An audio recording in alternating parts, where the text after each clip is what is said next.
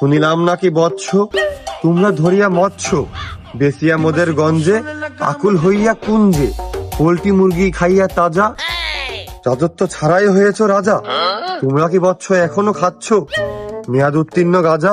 কেউ সাপে পড়ে খায়, কেউ হাউস করে চায়, কারোর কারোর আবার দেখার সামর্থ্যও নাই। না খেলে নাকি তোমাদের মাথা পাগল হয়ে যায়, দিন দুনিয়ার সব হয়ে যাচ্ছে সারখার। তাই আজকে আমার ভিডিওর বিষয় গাঁজাখোরদের সাক্ষাৎকার। গাঁজাখোরদের বলে আবার সাক্ষাৎকার, তা কি আর হয়? চলেন যাই দেখি কোন পর্যন্ত কি করা যায়। তোকে কতবার কইছি, হ্যাঁ টানা আর এই বোর কাছে ফাঁকি দিতে হয় না। মাল খুব মিষ্টি আছে, টান। গাঁজা আবার মিষ্টি হয় তা তো জানি না।